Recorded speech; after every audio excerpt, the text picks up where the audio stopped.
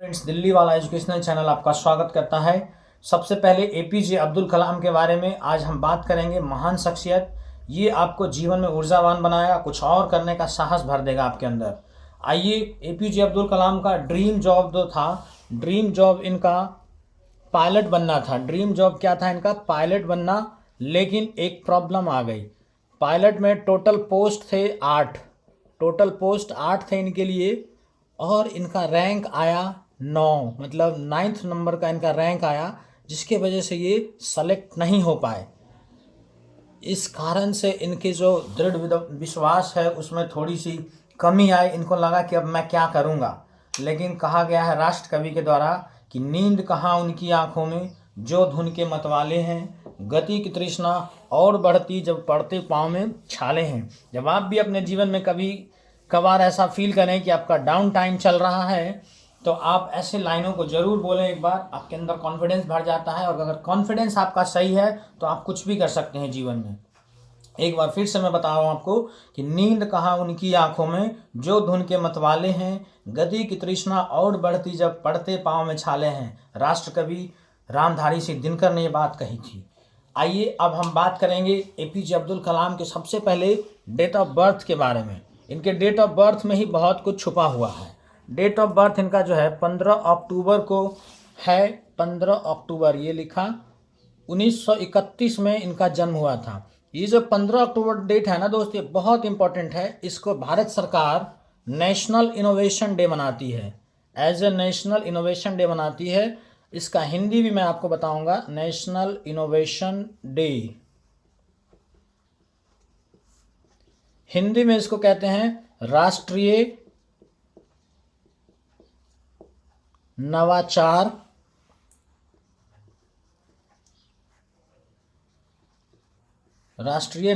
दिवस।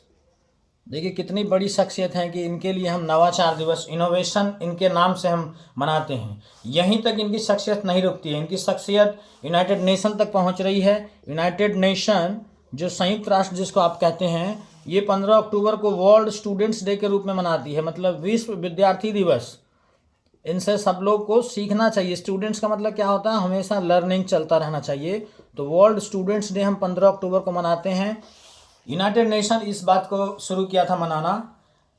इसके बाद आप जब जानेंगे कि ये बहुत सारे काम, न्यूक्लियर वेपन में काम किया, बैलिस्टिक मिसाइल के डेवलपमेंट में काम किया, तो आपको और ज़्यादा मज़ा आ जाएगा। यहाँ पर आप देखिए, जो भारत का जो न्यूक्लियर प्रोग्राम है, सबसे पहले आप पोखरण का नाम सुने होंगे। तो सबसे पहले हम पोखरण 1 की चर्चा करेंगे, उसके बाद पोखरण 2 की चर्चा करेंगे। पोखरण 1 जो है, ये पोखरण एक्चुअल में राजस्थान का एक जगह है, मरुभूमि है, डेजर्ट है यहाँ पर राजस्थान में। तो यहाँ पर सबसे पहला न्यूक्लियर प्रोग्राम हुआ था। इस न्यूक्लियर प्रोग्राम को हमने कब शुरू किया, सबसे पहले इसको जानेंगे। ये है 18 मई 1974। 18 मई 1974 में पहला पोखरण प्रोग्राम शुरू होगा। है क्या पोखरण प्रोग्राम? ये परमाणु बम बनाने का एक टेस्ट है।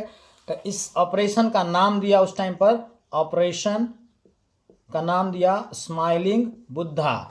स्माइलिंग बुद्धा, इसका नाम स्माइलिंग बुद्धा क्यों रखा? क्योंकि बुद्ध पूर्णिमा के दिन ही इस टेस्ट को किया जा रहा था, इसलिए इसका नाम स्माइलिंग बुद्धा रख दिया।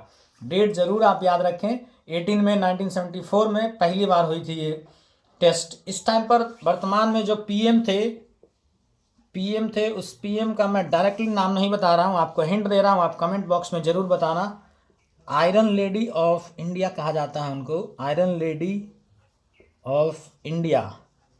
अगर आप इंटरेस्टेड रहते हैं इन सब चीज़ों में तो कमेंट बॉक्स में ज़रूर बताएंगे, नहीं तो मैं नेक्स्ट वीडियो में तो इसका आंसर आपको बताऊंगा। इसके बाद जो पोखरण 2 हो रहा है फ्रेंड्स, पोखरण 2 में चीफ साइंटिफिक एडवाइजर थे एपीजे अब्दुल कलाम।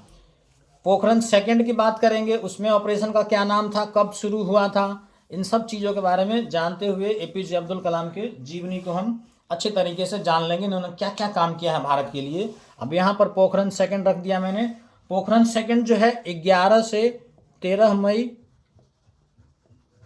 1984 में हुआ। ओके, 1984 लिख दिया मैंने यार बाय मिस्टेक, 1998 सॉरी, 1984 तो अलग ही डेट है, 1998 याद रखेंगे। हाँ, यहाँ पर आपको ये जानना चाहिए कि एक दो नहीं, हमने 5 बॉम्ब को टेस्ट किया, परमाणु बॉम्ब को, ताकि कोई चूक ना रह जाए। अब जब नाम ही हो रहा है तो काम भी हो जाए। अमेरिका अलग कान खड़ा करके बैठा था कि भाई कोई न्यूक्लियर बॉम्ब ना बना ले, तो इसलिए हमने 5 बॉम्ब टेस्ट किया और लगातार किया 11 से 13 मई के बीच 1998 में पोखरण-2। लेकिन पोखरण-2 के ऑपरेशन का भी कुछ ना कुछ नाम होगा, क्योंकि इन ऑपरेशन को कोड वर्ड में नाम दिया जाता है। तो इस ऑपरेशन का नाम था शक्ति। ध्यान देंगे, ऑपरेशन शक्ति। और APJ Abdul Kalam chief scientific adviser थे इस टाइम पे। डीआरडीओ के भी हेड रह चुके हैं APJ Abdul Kalam, defence research development organisation, जो कि बॉम्ब वगैरह बनाने के लिए साधन संसाधन और रिसर्च करती है, इनको संसाधनों को, रिसोर्सेज को जुटाती है।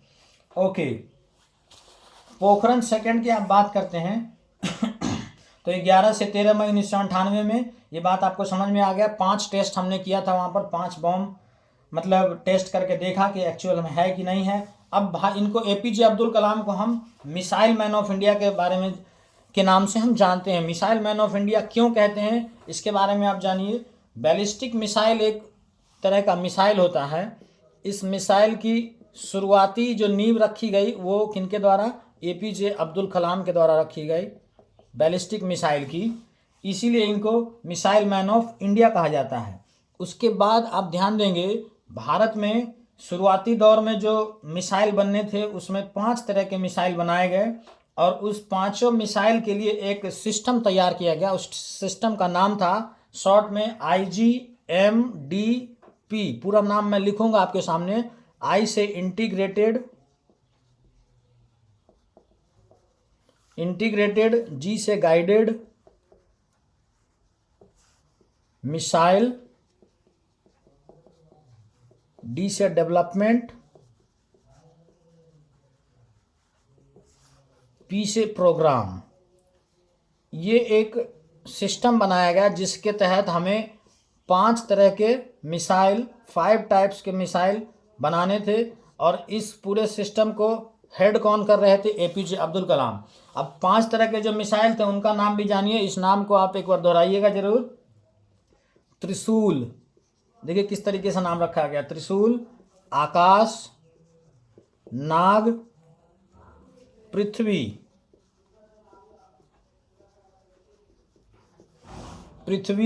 और उसके बाद अग्नि।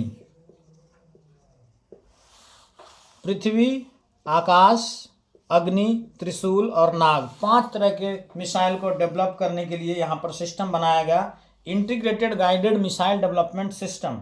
ये शुरू कब हुआ integrated guided missile development system, तो 1983 में ये शुरू हुआ था। बहुत ही इंपॉर्टेंट ये डेट है 1983 में। इन सब के कारण इनको एक सम्मान दिया गया, वो सम्मान आपको याद होना चाहिए। एपीजे अब्दुल कलाम को भारत रत्न मिला है, और भारत रत्न इनको कब मिला है, 1997 में। ये बात भी आप याद रखेंगे। भारत रत्न जो देश का सर्वोच्च नागरिक सम्मान है दोस्त, ये इतनी आसानी से नहीं मिल जाता, बहुत कुछ काम आपको करना पड़ता है देश के लिए। तो ये इनको मिला 1997 में, एपीजे अब्दुल कलाम को। ओके, इसके बाद मैं आपको बताऊं, इन्होंने ऐसा नहीं, ये कोई एक फील्ड में माहिर नहीं थे, ये किताब भी लिखते थे। तो इनके किताब के बारे में हम चर्चा करेंगे। मिसाइल भी बनाते थे। देख लीजिए, एक ही आदमी, मल्टी डायमेंशनल आदमी इसी को कहते हैं, मल्टीटास्किंग, मतलब साइंटिस्ट है बंदा, उसके बाद प्रेसिडेंट भी रह चुके हैं। और आपको ध्यान होगा कि ये 11th प्रेसिडेंट ऑफ इंडिया है, मतलब भारत के 11वां नंबर के राष्ट्रपति हैं। 2002 से 2007 के बीच इनका कार्यकाल है। उसके बाद ये बुक्स लिखे हैं बहुत सारे, तो बुक्स का नाम सबसे पहले हम देखेंगे। इनका जो ऑटोबायोग्राफी था, ऑटोबायोग्राफी मतलब जो खुद की जीवनी होती है, तो उस किताब का नाम है विंग्स ऑफ फायर। पहला किताब का नाम विंग्स ऑफ फायर। इसके बाद देखिए और भी बहुत सारे इंपॉर्टेंट बुक लिखा है इन्होंने। टर्निंग पॉइंट, हर किताबों में इनके लाइनों से ही समझ में आता है आपको कि कुछ ना कुछ अच्छा करने का ये संदेश देता है आपको।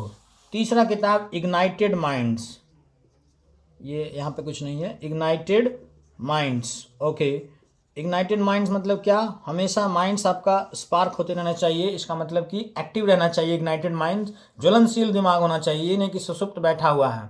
ओके, उसके बाद इंडिया 2020, इन्होंने एक प्लान दिया था पहले ही कि भारत को कितने साल में डेवलप करना है, तो इन्होंने 2020 में कैसा भारत होना चाहिए ये भी लिखा, इंडिया 2020। तो फ्यूचरास्टिक नेता भी थे।